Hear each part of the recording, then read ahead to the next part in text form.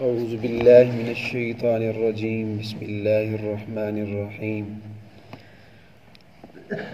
ان مثل عیسی عند اللہ کمثل آدم خلقه من تراب ثم قال له کن فیکون صدق اللہ العظیم۔ سورۃ آل عمران کی آیت نمبر 59 ہے۔ آیت نمبر 63 تک درس اور تفسیر تو مکمل ہو چکی ہے، البتہ ان آیات میں 59 سے لے کر 63 تک تفسیر میں 2 اہم مسئلے ذکر کیے گئے ہیں، ان کے اوپر گفتگو کرنا ضروری ہے، اس لیے ان 2 مسئلوں کو ذرا تفصیل سے ذکر کرنا ہے اور ان کو سمجھنے کی کوشش کرنی ہے۔ اللہ تعالی ہمیں پورا قرآن مجید سمجھنے، سیکھنے اور اس پر عمل کرنے والا بنا دے۔ پہلا مسئلہ، اس میں منکرین قیاس پر رد کیا گیا۔ بعض لوگ قیاس کا انکار کرتے ہیں، حالانکہ قیاس وہ ایک حجت شرعیہ ہے۔ میں اس کا معنی مطلب اور اس کی پوری تفصیل عرض کرتا ہوں۔ دوسرا مسئلہ ہے آیت مباہلہ کا، کہ بعض لوگ اس آیت مباہلہ سے غلط مسائل مستنبط کر کے بعض صحابہ کرام کے اوپر طعن و تشنیع کرتے ہیں۔ جو پہلا مسئلہ ہے نا قیاس کا، منکرین قیاس، اللہ رب العزت نے یہ حضرت عیسیٰ علیہ السلام کی پیدائش کو فرمایا کہ دیکھو عیسیٰ علیہ السلام کی جو پیدائش ہوئی ہے یہ ایسے ہی ہے جیسا کہ آدم علیہ السلام کی پیدائش ہوئی۔ عیسائی آ کر اعتراض کر رہے تھے نا کہ حضرت عیسیٰ علیہ السلام بغیر باپ کے پیدا ہوئے، تو بڑا عجیب مسئلہ ہے، آج تک ایسا کبھی بھی نہیں ہوا، لہٰذا وہ اللہ تعالیٰ کے بیٹے ہیں۔ حضور علیہ السلام سمجھا رہے تھے نہیں، وہ روح اللہ ہیں، اللہ کا کالمہ ہیں، اللہ کے پیغمبر ہیں، نبی ہیں۔ تو انہوں نے کہا آج تک ایسی مثال ہے بغیر باپ کے کوئی پیدا ہوا ہو؟ حضور نے فرمایا نہیں۔ فرمایا جب بغیر باپ کے کوئی پیدا نہیں ہوا تو عیسیٰ علیہ السلام بغیر باپ کے پیدا ہوئے، لہٰذا آپ اللہ تعالیٰ کے بیٹے ہیں۔ آپ نے پھر ان کو سمجھایا، اللہ پاک نے یہ آیات بھیج دی کہ عقل کے اندھو تمہیں بات سمجھ نہیں آ رہی کہ جو بغیر باپ کے پیدا ہو ضروری نہیں ہے کہ وہ اللہ کا بیٹا ہو۔ اس سے پہلے بھی تو دیکھ لو تم، حضرت آدم علیہ السلام بھی پیدا ہوئے، وہ تو بغیر باپ اور بغیر ماں کے پیدا ہوئے۔ چلو حضرت عیسیٰ علیہ السلام کی والدہ تو ہیں، آدم علیہ السلام کی تو والدہ بھی نہیں ہے۔ تو یہاں اللہ تعالیٰ نے حضرت عیسیٰ علیہ السلام کی ولادت کو، ان کی پیدائش کو اور اس کی کیفیت اور طریقے کو حضرت آدم علیہ السلام پر قیاس کیا۔ فرمایا دیکھو جیسے عیسیٰ علیہ السلام پیدا ہوئے اسی طرح آدم علیہ السلام پیدا ہوئے۔ تو قیاس کسے کہتے ہیں؟ قیاس کا لغوی معنی ہوتا ہے اندازہ لگانا، اور شریعت کے اندر قیاس کہتے ہیں کسی علت مشترکہ کی بنا پر حکم منصوص کو غیر منصوص میں جاری کرنا۔ حکم منصوص سے مراد وہ حکم جس کا قرآن میں، حدیث میں صراحتاً ذکر آیا ہو، اور غیر منصوص کا مطلب اس کا نہ قرآن میں ذکر ہے نہ اس کا حدیث میں ذکر ہے۔ تو بہت سارے مسائل جیسا کہ آج کل کے دور میں ایسے پائے جاتے ہیں، ان کا قرآن و حدیث میں کہیں بھی کوئی ذکر نہیں ملتا۔ تو پھر کیا کیا جائے ان مسائل کا؟ تو ان مسائل کو قرآن و حدیث میں جو مسائل مذکور ہیں ان کے اوپر قیاس کیا جاتا ہے۔ جو مسئلے قرآن میں صراحتاً کھڑے ہیں، حدیث میں ہیں، تو وہی حکم ان مسائل میں ہم جاری کریں گے جن کا قرآن و حدیث میں ذکر نہیں ہے۔ تو حکم منصوص کو حکم غیر منصوص میں جاری کرنا کسی علت مشترکہ کی وجہ سے، اس کا نام قیاس ہے۔ یعنی یوں سمجھ لیں کہ ایک چیز کا ذکر نہیں ہے قرآن و حدیث میں۔ میں سادہ سی مثال دے دوں، جیسا کہ بھینس کا ذکر قرآن مجید میں کہیں بھی نہیں ہے، حلال ہے یا حرام ہے، یہ آگے مثالوں میں ذکر کروں گا۔ تو ایک چیز جس کا قرآن و حدیث میں کہیں بھی تذکرہ نہیں ہے، اس کو ان مسائل پر قیاس کرنا جو قرآن و حدیث میں موجود ہے، اس کو قیاس کہتے ہیں۔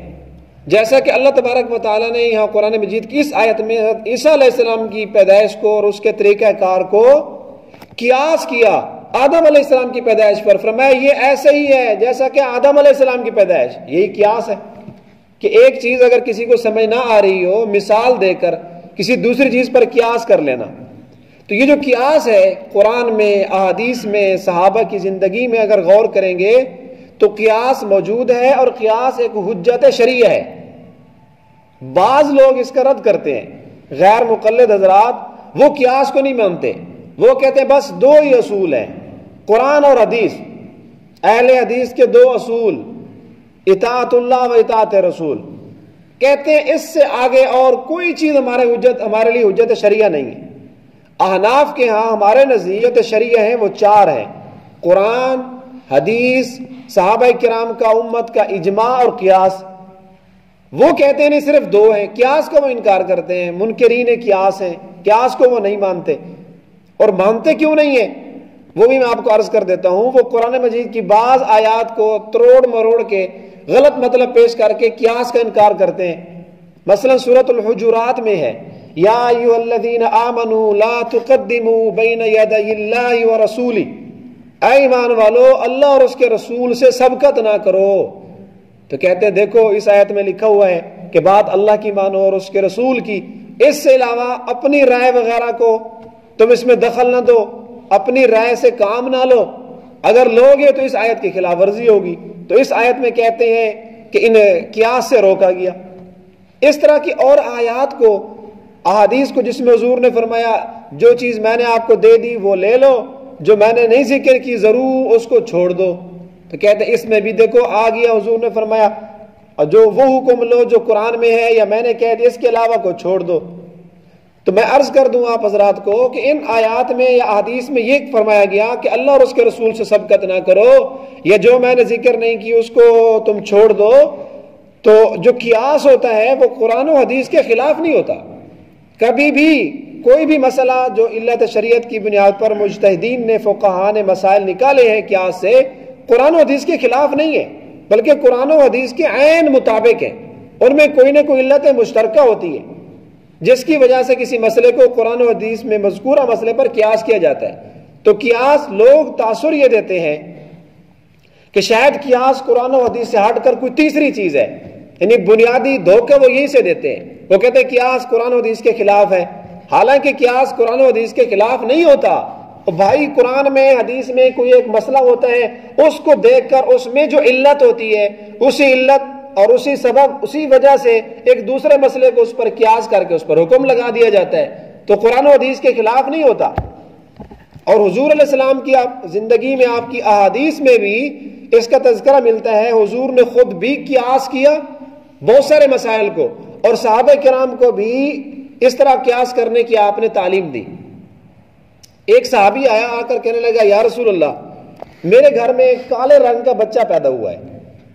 کہنے کا اس کا مطلب یہ تھا کہ ہمارے خاندان میں جو لوگ ہیں وہ گورے رنگ کے ہیں، سفید رنگ کے ہیں، اب میرے گھر میں کالے رنگ کا بچہ پیدا ہوا۔ اس کو شبہ ہو گیا اپنی بیوی پر کہ نعوذ باللہ اس نے شاید کوئی غلط کام کیا ہوگا، کالے رنگ کا بچہ پیدا ہو گیا۔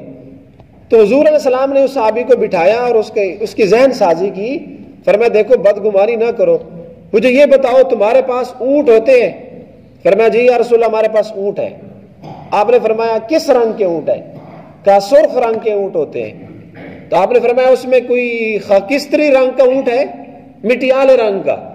تو آپ نے اس صحابی نے کہا جی یا رسول اللہ مٹیالے رنگ کے بھی ہیں۔ تو آپ نے فرمایا زیادہ اونٹ تو سرخ ہیں، یہ ایک آدھ اونٹ جو خاکستری ہے یہ کہاں سے آ گیا؟ تو اس صحابی نے کہا یا رسول اللہ یہ تو کسی رنگ کا فساد ہے، کوئی رنگ آگے پیچھے ہوئی ہوگی، بس تھوڑا سا اس میں کلر کا فرق آ گیا۔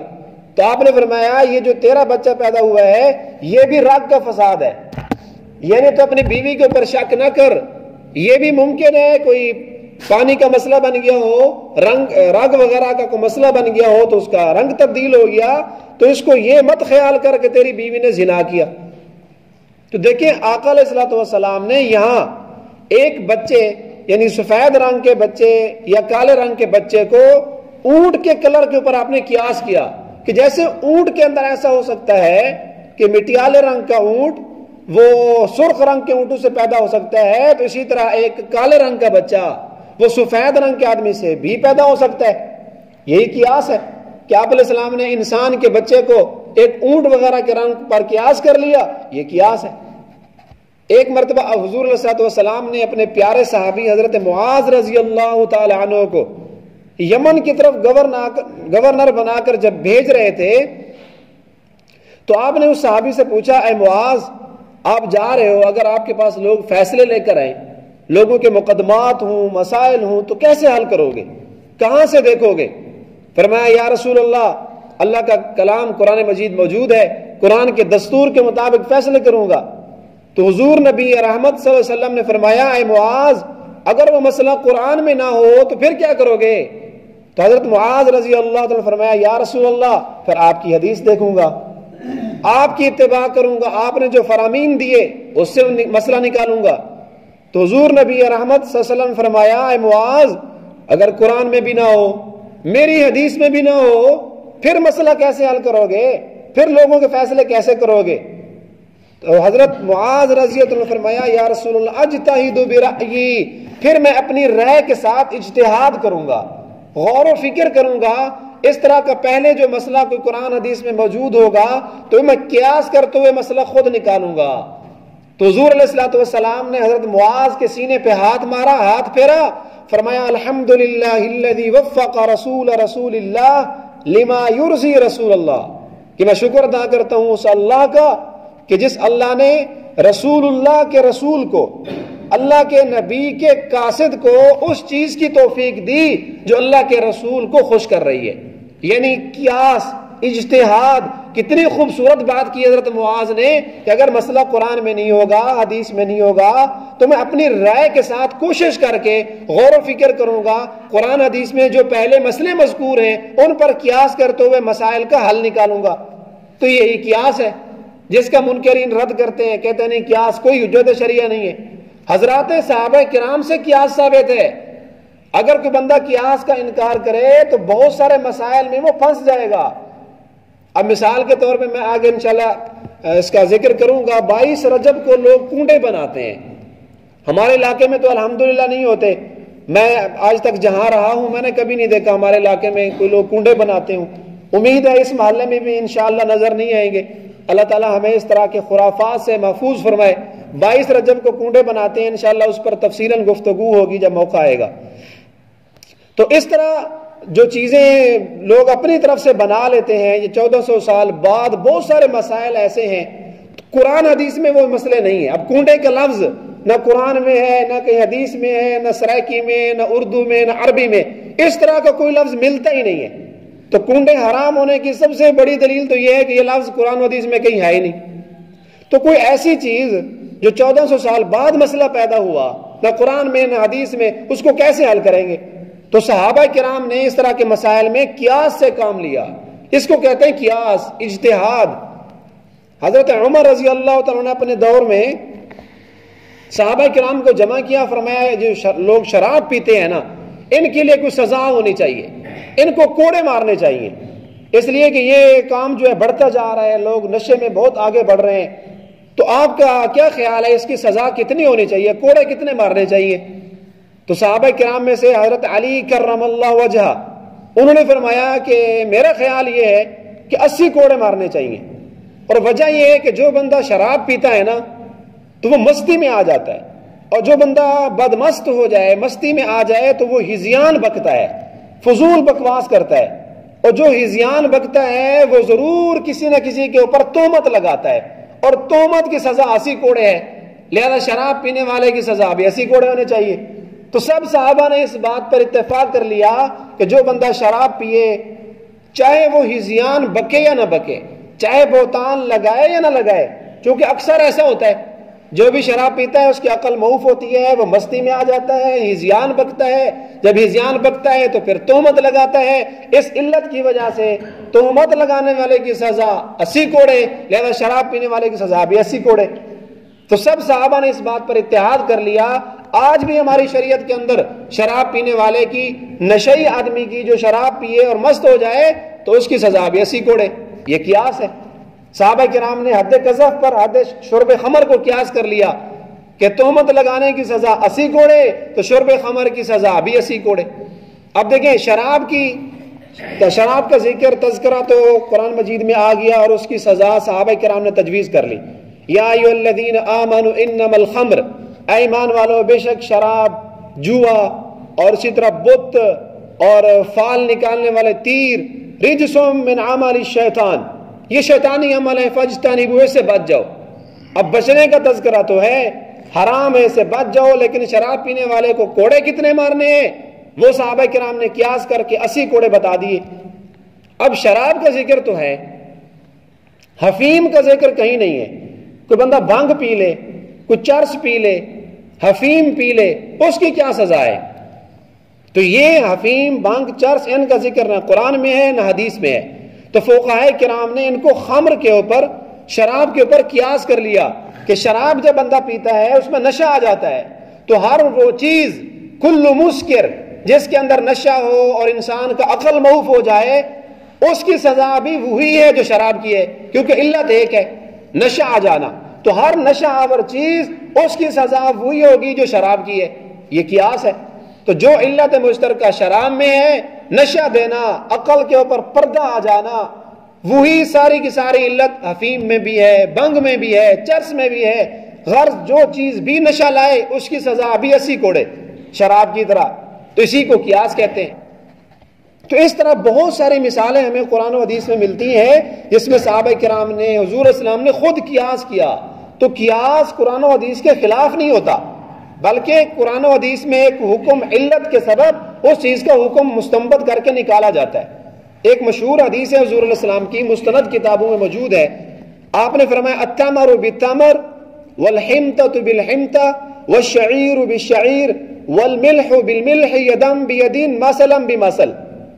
کھجور کو کھجور کے بدلے، گندم کو گندم کے بدلے، جو کو جو کے بدلے، نمک کو نمک کے بدلے بیچا جائے تو 2 شرطوں کے ساتھ۔ یعنی جب کسی جنس کو ہم جنس کے بدلے بیچتے ہیں، ایک ہی طرح کی چیز ایک بندہ دے رہا ہے، دوسرا اسی طرح کی چیز لے رہا ہے، ایک بندہ گندم دیتا ہے، دوسرا گندم لے رہا ہے، تو آپ نے فرمایا یہ چیز جائز ہے، یہ سودا جائز ہے 2 شرطوں کے ساتھ۔ پہلی بات تو یہ ہے کہ یدم بیدن، برابر سرابر ہو۔ اگر ایک بندے نے ادھر سے 1 من گندم دی اور بدلے میں لے لی 1 من 1 کلو، تو اوپر والا 1 کلو وہ سود ہے، یہ ربا ہے، یہ جائز نہیں ہے۔ اسی طرح گندم، جو اور نمک وغیرہ جتنے 4 چیزوں کا نام ہے، بعض احادیث میں 6 چیزوں کا حضور نے نام لیا۔ تو آپ نے فرمایا جب جنس کو جنس کے بدلے میں دو، برابر سرابر۔ نمبر 2 مثلا بمثل، نقد و نقد، ادھار بھی جائز نہیں ہے، زیادتی بھی جائز نہیں۔